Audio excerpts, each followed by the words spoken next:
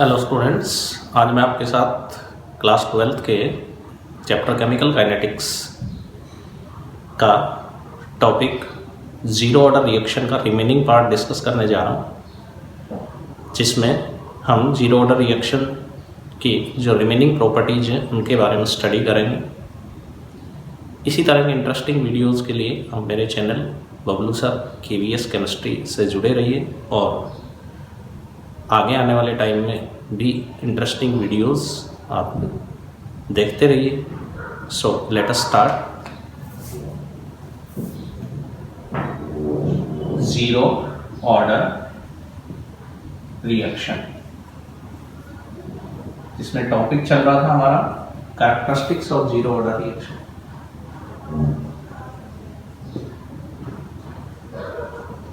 Characteristics of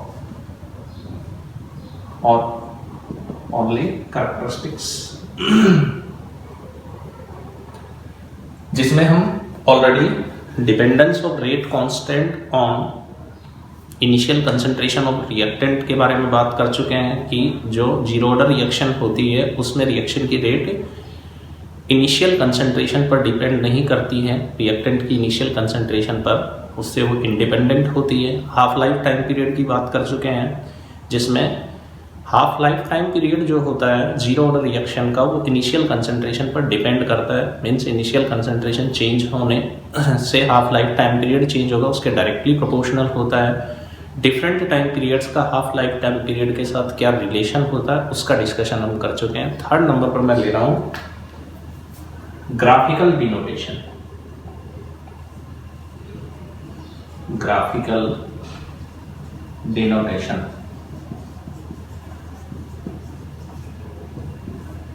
we have integrated rate equation for zero order reaction is K naught is equal to x upon T.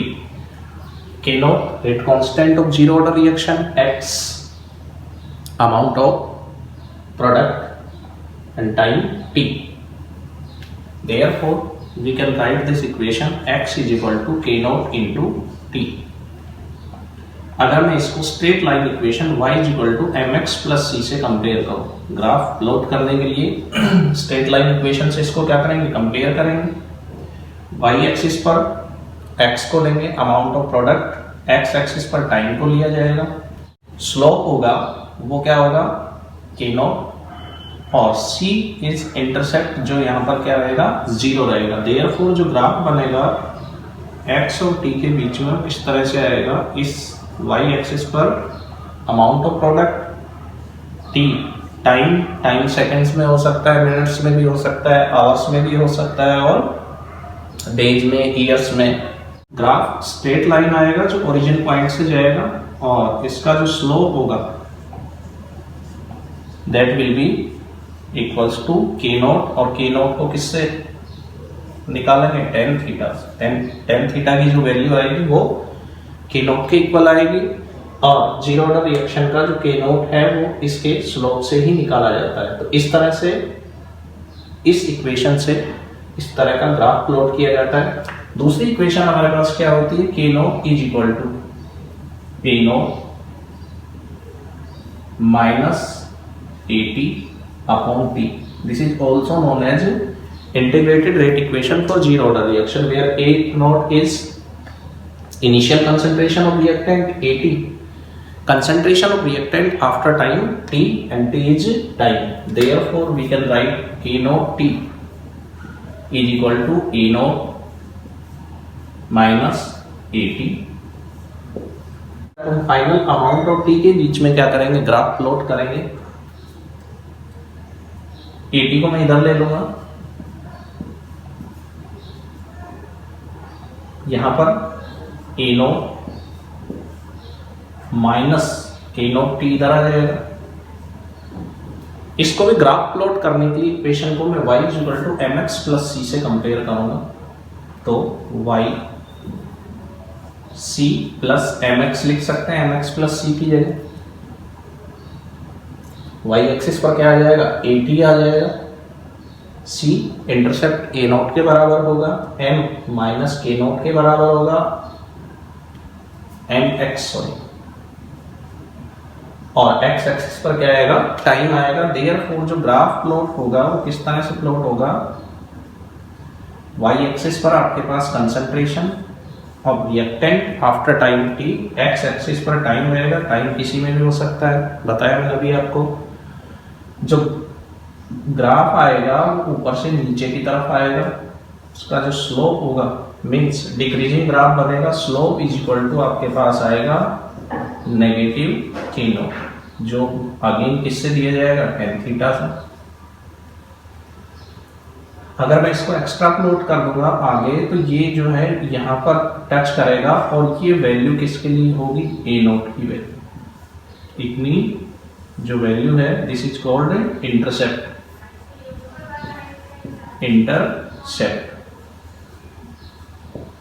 Intercept से ए not दिया जाएगा,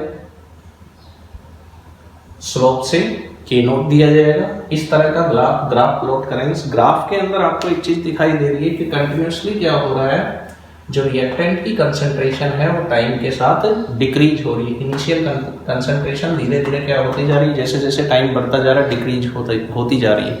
इसका मतलब reaction का चाहे order कुछ भी हो, हमेशा रिएक्शन के दौरान रिएक्टेंट की कंसंट्रेशन डिक्रीज होगी और प्रोडक्ट की कंसंट्रेशन बढ़ेगी, चाहे वो जीरो ऑर्डर रिएक्शन है, चाहे वो फर्स्ट ऑर्डर है, चाहे वो सेकंड ऑर्डर रिएक्शन है। बिकॉज जीरो ऑर्डर रिएक्शन की जो काइनेटिक्स है, रेट लो है, वो क्या है, rate law. Rate is equal to k naught, concentration की पावर क्या होती है, जीरो। इसलिए कंसंट्रेशन चाहे बढ़े चाहे घटे, जीरो ऑर्डर रिएक्शन की रेट पर कंसंट्रेशन का चेंज का कोई इफेक्ट नहीं होता।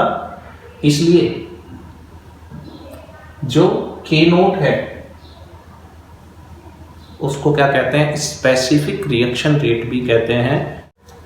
इस तरह से ग्राफ प्लॉट कर सकते हैं जीरो ऑर्डर रिएक्शन के लिए। एक चीज मैं आपको यहां पर और क्लियर करके चल रहा हूं, इसको मैं यहां से हटा देता हूं। ये जो ग्राफ आपको दिखाई दे रहा है, this graph is for zero order reaction. ये ग्राफ, क्योंकि क्वेश्चन कई बार केवल ग्राफ आता है और ग्राफ से आपसे ऑर्डर ऑफ रिएक्शन पूछा जाता है। अगर यहां पर ओनली 80 लिखा है means concentration of reactant, it may be 80, may be RT या मे बी A-X, किसी भी तरह से दे सकता है। अगर आपको इस तरह से ये दिया गया विदाउट लॉग, समझने की चीज क्या है, अगर ये विदाउट लॉग दिया है और ग्राफ इस तरह से बना हुआ है T के साथ, इट मींस ये जीरो ऑर्डर रिएक्शन है। और अगर यही चीज किसके साथ दे रखी है, आपको लॉग के साथ दे रखी है, लाइक ln 80 दे रखा है, नेचुरल लॉग बेस E का, या ln R दे रखा है, या ln A-X दे रखा है, और मे बी ये तो नेचुरल लॉग है, 10 बेस के लॉग में भी हो सकती है ये वैल्यू। और अगर ग्राफ इस तरह से बना हुआ है, this is for first order, ये किसके लिए है, फर्स्ट ऑर्डर के लिए। ये आपको ध्यान रखना है। बोर्ड में कई बार क्वेश्चन आता है इस तरह का कि आपको केवल ग्राफ दिया जाता है और ग्राफ से आपको ऑर्डर ऑफ रिएक्शन पूछा जाता है। तो जीरो ऑर्डर फर्स्ट ऑर्डर दोनों में क्या डिफरेंस है, अगर लॉग के साथ दिया है तो फर्स्ट ऑर्डर, और अगर बिना लॉग दिया है तो किसके लिए हो जाएगा, जीरो ऑर्डर। ग्राफ सेम रहेगा, वैल्यू सेम रहेगी, सब कुछ सेम रहेगा, बट यहां से ये लॉग और विदाउट लॉग इन दोनों का डिफरेंस है। अब हम ले रहे हैं इसके एग्जाम्पल्स। 4th नंबर पर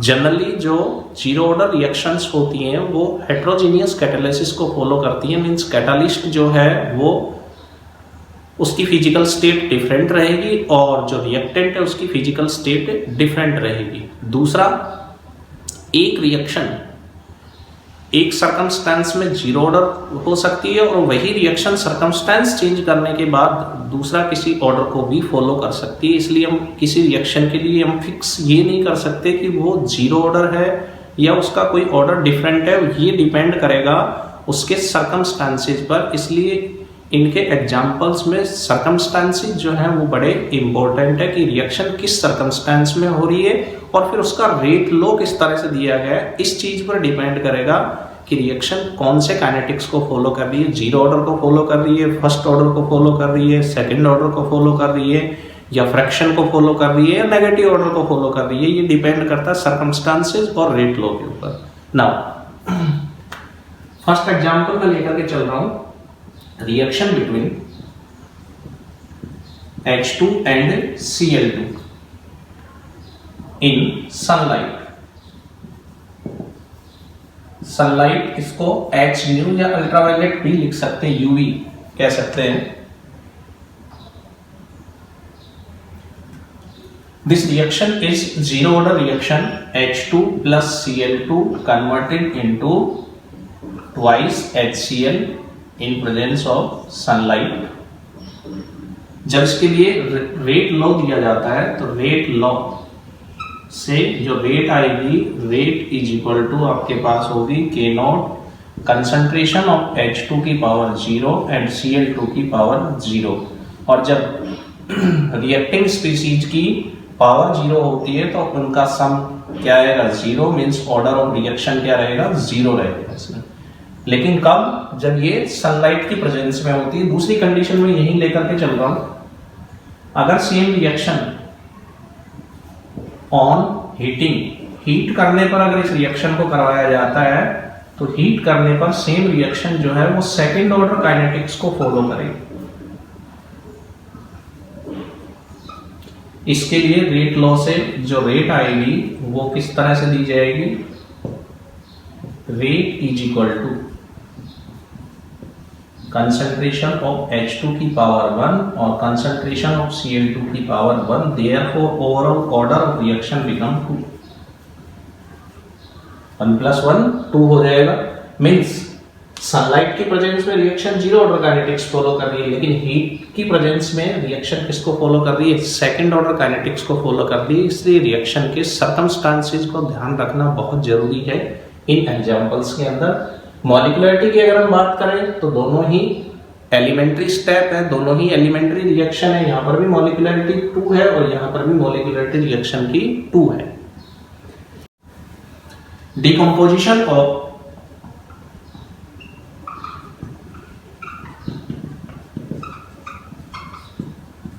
अमोनिया और HI at metal surface like platinum और गोल्ड. बताया था आपको कि जनरली जो रिएक्शंस हैं वो हेट्रोजीनियस कैटालिसिस को फॉलो करते हैं, जिसके अंदर कैटालिस्ट और रिएक्टेंट डिफरेंट फिजिकल स्टेट में होते हैं.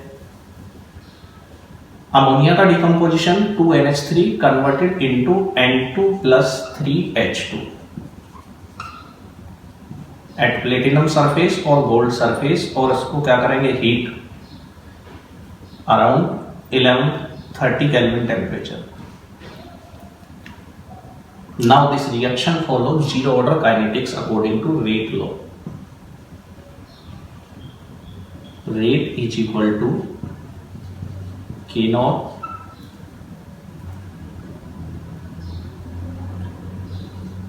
NH3 की कंसंट्रेशन की पावर 0. अगर सेम रिएक्शन को मैं केवल हीट की प्रेजेंस में करवाता हूं तो reaction will follow first order kinetics. NH3 on heating बिना मेटल सरफेस के, और रिएक्शन को अपन क्या करवाएंगे, और दूसरी कंडीशन यहां पर ये एक्सेस में भी लिया जाएगा. NH3 ऑन हीटिंग ओनली, केवल हीट करने पर it will follow N2 + 3H2. 2NH3 converted into N2 + 3H2. Now rate of reaction according to rate law, rate will be given K NH3 की पावर 1. यहाँ पर पावर 0 है तो order भी reaction का क्या है, 0 है. यहाँ पर पावर 1 है तो रिएक्शन का ऑर्डर भी क्या आ रहा है, 1 आ रहा है. अब देखो दो डिफरेंट सर्कमस्टेंसेस में रिएक्शन को हम बता रहे हैं. एक मेटल के सरफेस पर और एक्सेस अमाउंट में है, दूसरा है ओनली फॉर हीटिंग. तो सर्कमस्टेंसेस चेंज हो गए. यहाँ पर मेटल सरफेस है, यहाँ पर ये इसके लिए कैटालिस्ट का काम कर रहा है, यहाँ पर मेटल सरफेस नहीं है. दूसरा यहाँ पर अमोनिया एक्सेस में है और यहाँ पर अमोनिया लेस क्वांटिटी के अंदर है. तीसरी इंपॉर्टेंट चीज ये है कि हमें ऐसे एग्जांपल्स से पता कैसे चलेगा, हमें पता किससे चलता है, ये सब चीजें डिटरमाइंड होती हैं किससे, एक्सपेरिमेंटल डेटा से. कि जब इस रिएक्शन में हम रिएक्टेंट की कंसंट्रेशन को चेंज करवा रहे हैं तो बार बार रिएक्शन की कंसंट्रेशन चेंज होने के बावजूद भी रेट पर कोई इफेक्ट नहीं हो रहा. और जब रेट पर कोई इफेक्ट नहीं हो रहा, इसका मतलब रिएक्शन किसको फॉलो कर रही है? जीरो ऑर्डर काइनेटिक्स को। यहाँ पर इसके लिए जब हम बार बार एक्सपेरिमेंट करेंगे तो अगर हम यहाँ पर अमोनिया की कंसंट्रेशन को डबल करेंगे तो रेट 2 टाइम्स हो जाएगी, अमोनिया की कंसंट्रेशन को ट्रिपल टाइम्स कर देंगे तो रेट 3 टाइम्स हो जाएगी, 4 टाइम्स कर देंगे तो रेट 4 टाइम्स हो जाएगी। इसका मतलब जितने टाइम हम कंसंट्रेशन को इंक्रीज कर रहे हैं उतने ही टाइम रेट में इंक्रीज हो रहा है, means reaction follow first order kinetics. इस तरह से एक्सपेरिमेंटल डेटाज के बेसिस पर यह डिसाइड किया जाता है कि किन सर्कमस्टांसेस में रिएक्शन का ऑर्डर क्या है। अब हम अगर मॉलिक्यूलरिटी की बात करें तो मॉलिक्यूलरिटी के अंदर क्या दिया जाता है, यहाँ पर ये 2 और ये 2 जो है ये किसके लिए दिए जा रहा है? बैलेंसिंग के लिए। अगर मैं सिंपल अमोनिया की रिएक्शन की बात करूं तो सिंगल मॉलिक्यूल ही इन्वॉल्व होता है एक स्टेप में, NH3 converted into N2 plus H2। अब कैसे लिखेंगे? N2 1/2 लिखा जाएगा और H2 3/2 लिखा जाएगा। ये इसकी एलिमेंट्री रिएक्शन ये बनेगी। इसका मतलब रिएक्शन में दोनों जगह जो मॉलिक्यूलरिटी रहेगी रिएक्शन की वो एक ही रहेगी, इसलिए आपको यहाँ पर कंफ्यूजन नहीं रखना है। ये जो नंबर ऑफ मोल्स होते हैं ये ना तो रिएक्शन के ऑर्डर को डिटरमाइन करते हैं और ना ही रिएक्शन की मॉलिक्यूलरिटी को डिटरमाइन करते हैं।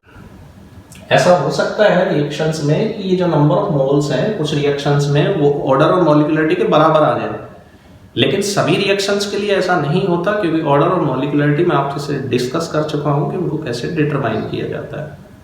दूसरा एग्जांपल HI का है। यहाँ पर HI भी सेम कंडीशंस में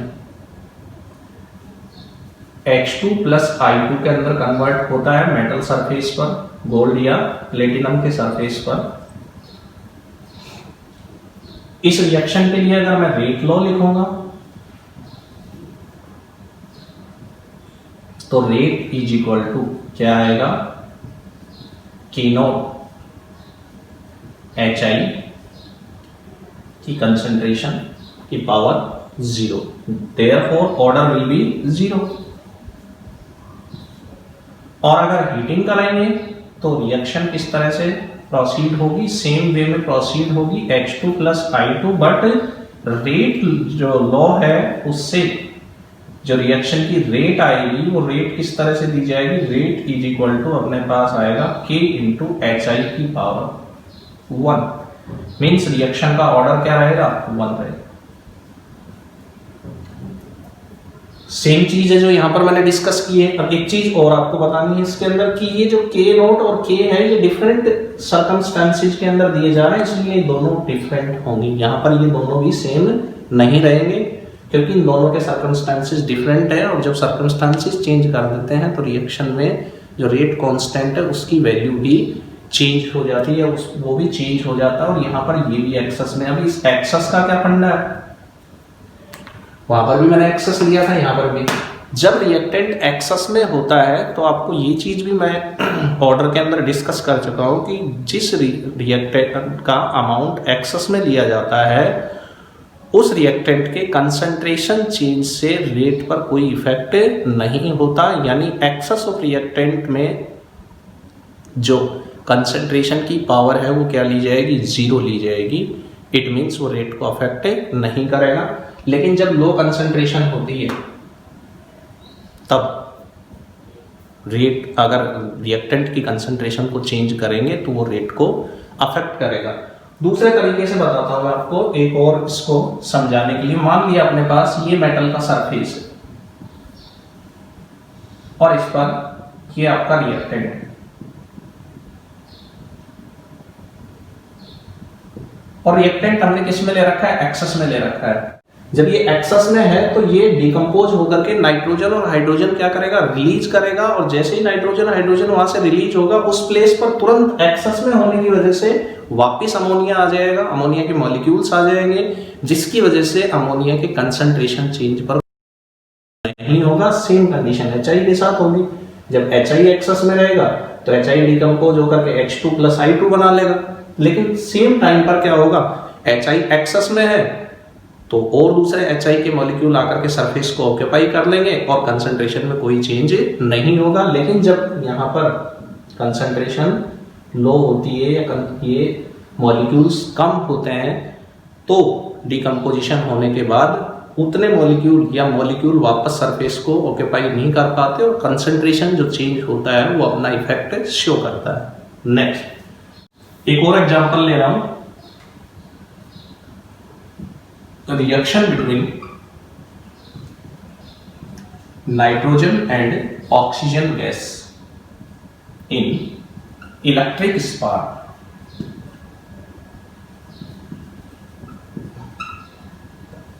जीरो ऑर्डर काइनेटिक्स का एग्जांपल है कि जब नाइट्रोजन और ऑक्सीजन के बीच में रिएक्शन होती है, वो इलेक्ट्रिक स्पार्क के बीच में रिएक्शन होती है, तो वो रिएक्शन जीरो ऑर्डर काइनेटिक्स को फॉलो करती है।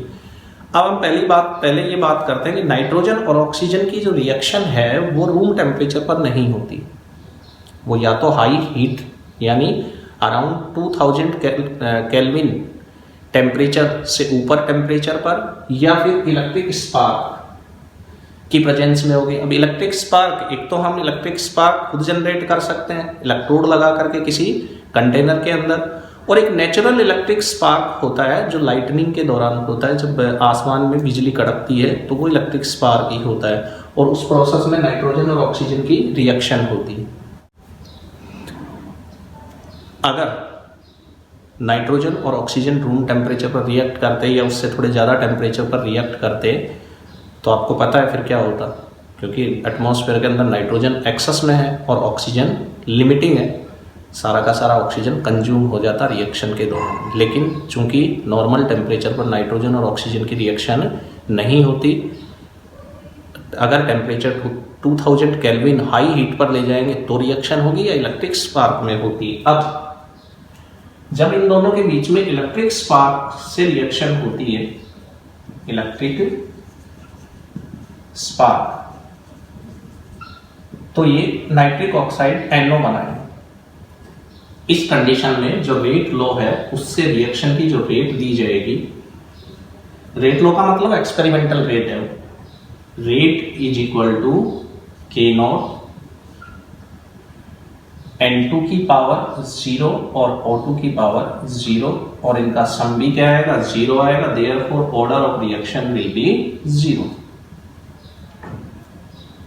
ये प्रोसेस होता है जब एटमॉस्फेयर के अंदर लाइटनिंग होती है तब। लेकिन लाइटनिंग में भी ऐसा नहीं कि सारा का सारा नाइट्रोजन और सारा का सारा ऑक्सीजन कंज्यूम हो जाए।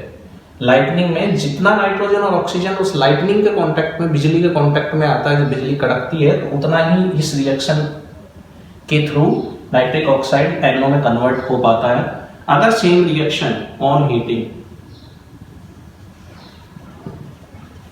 एट अबाउट 2000 केल्विन टेम्परेचर,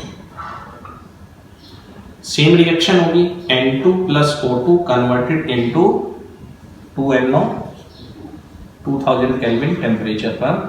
तो रिएक्शन में जो रेट लो है उसके अकॉर्डिंग रेट आएगी, rate of reaction is given कि N2 की पावर 1 और O2 की पावर 1। रिएक्शन ऑर्डर जो आएगा रिएक्शन का वो क्या आएगा, 1 + 1 2 आएगा।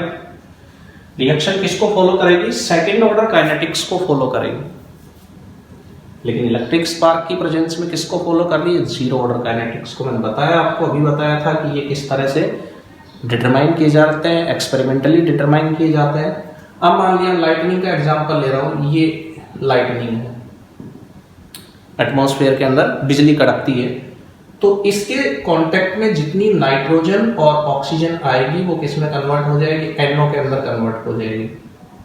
क्योंकि एटमॉस्फेयर के अंदर नाइट्रोजन और ऑक्सीजन बहुत ज्यादा है, तो जैसे ही ये दोनों रिएक्ट करके NO बनाएंगे, यहां से ये NO हटेगा और तुरंत इस प्लेस को वापस नाइट्रोजन और ऑक्सीजन ऑक्यूपाई कर लेंगे। तो कंसंट्रेशन चेंज नाइट्रोजन और ऑक्सीजन का नहीं होगा, और जब कंसंट्रेशन चेंज नहीं होगा तो रेट में भी कोई चेंज नहीं आएगा। रिएक्शन किसको फॉलो करेगी, जीरो ऑर्डर काइनेटिक्स को फॉलो करेगी। तो ये जीरो ऑर्डर रिएक्शन के कुछ एग्जांपल्स हैं, कुछ रिएक्शंस के, जिसमें रिएक्शन की मॉलिक्यूलरिटी 1 भी हो सकती है और मॉलिक्यूलरिटी 2 भी हो सकती है। इस चीज को हमने पहले ही डिस्कस कर लिया था। और जो स्टेप होगा रिएक्शन का, जिस स्टेप में रिएक्शन कंप्लीट हो रही है, that is called elementary step, और उस एलिमेंट्री स्टेप की मॉलिक्यूलरिटी 1 या 2 हो सकती है। दूसरा, रिएक्शन का ऑर्डर किस पर डिपेंड करेगा, रिएक्शन के सर्कमस्टांसिस पर डिपेंड करेगा, इसलिए सर्कमस्टांसिस को ध्यान रखना बहुत जरूरी है कि किन सब सर्कमस्टांसिस में रिएक्शन का ऑर्डर क्या होगा। नेक्स्ट जो अपने पास आता है वो है इसकी न्यूमेरिकल प्रॉब्लम्स।